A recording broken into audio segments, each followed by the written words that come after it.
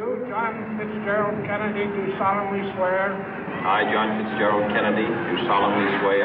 That you will faithfully execute the office of President of the United States. That I will faithfully execute the office of President of the United States. And will, to the best of your ability. And will, to the best of my ability. Preserve, protect, and defend the Constitution of the United States. Preserve, protect, and defend the Constitution of the United States. So help you God. So help me God.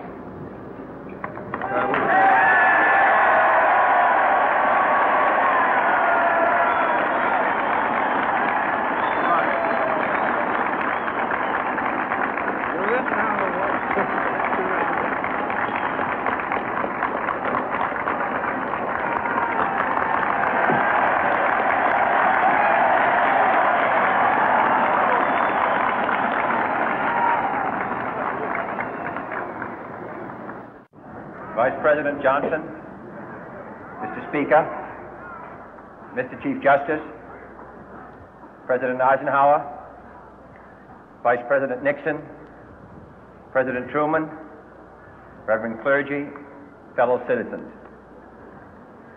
We observe today not a victory of party, but a celebration of freedom, symbolizing an end as well as a beginning, signifying renewal as well as change. For I have sworn before you and Almighty God the same solemn oath our forebears prescribed nearly a century and 3/4 ago. The world is very different now, for man holds in his mortal hands the power to abolish all forms of human poverty and all forms of human life.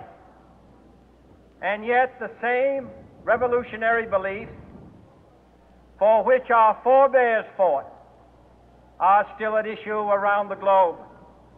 The belief that the rights of man come not from the generosity of the state, but from the hand of God. We dare not forget today that we are the heirs of that first revolution.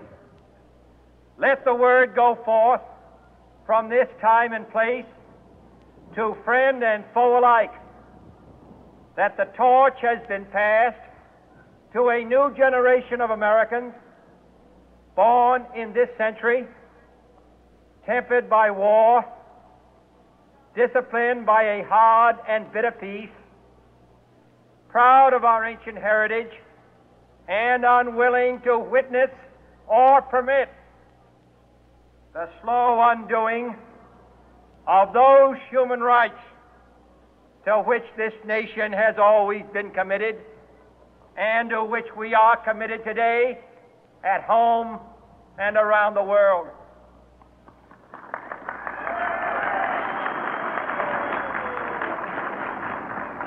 Let every nation know, whether it wishes us well or ill, that we shall pay any price, bear any burden, meet any hardship, support any friend, oppose any foe to assure the survival and the success of liberty.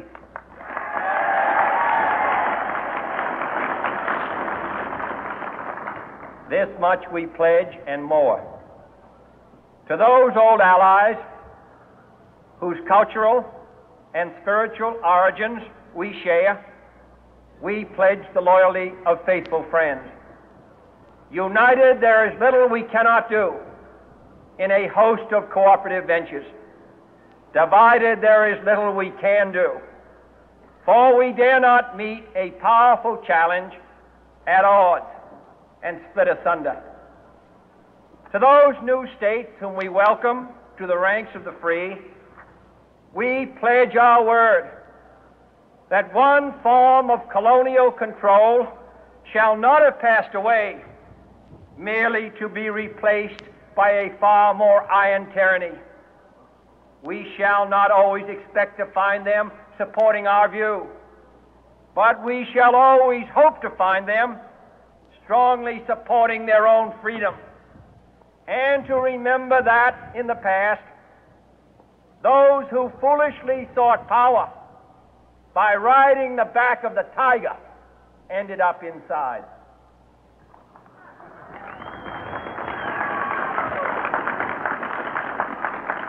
To those people in the huts and villages of half the globe struggling to break the bonds of mass misery, we pledge our best efforts to help them help themselves for whatever period is required, not because the communists may be doing it, not because we seek their votes, but because it is right. If a free society cannot help the many who are poor, it cannot save the few who are rich.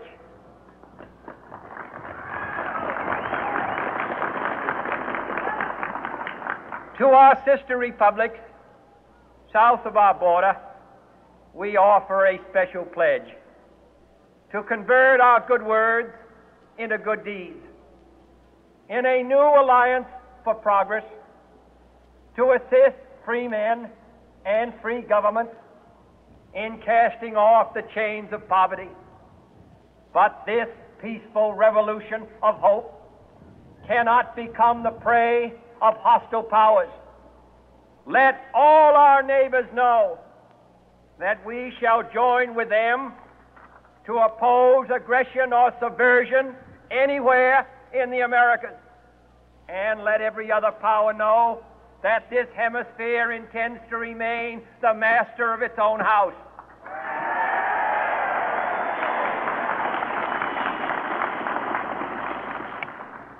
To that World Assembly of Sovereign States, the United Nations, our last best hope, in an age where the instruments of war have far outpaced the instruments of peace, we renew our pledge of support to prevent it from becoming merely a forum for invective, to strengthen its shield of the new and the weak, and to enlarge the area in which its writ may run.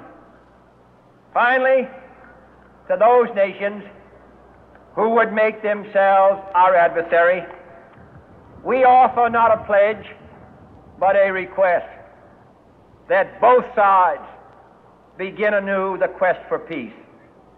Before the dark powers of destruction, unleashed by science, engulf all humanity in planned or accidental self-destruction, we dare not tempt them with weakness, for only when our arms are sufficient beyond doubt can we be certain beyond doubt that they will never be employed. But neither can two great and powerful groups of nations take comfort from our present course, both sides overburdened by the cost of modern weapons, both rightly alarmed by the steady spread of the deadly atom, yet both racing to alter that uncertain balance of terror that stays the hand of mankind's final war. So let us begin anew, remembering on both sides that civility is not a sign of weakness, and sincerity is always subject to proof. Let us never negotiate out of fear, but let us never fear to negotiate.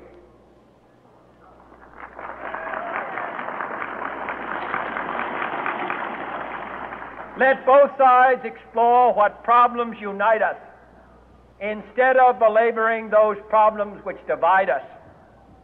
Let both sides, for the first time, formulate serious and precise proposals for the inspection and control of arms, and bring the absolute power to destroy other nations under the absolute control of all nations.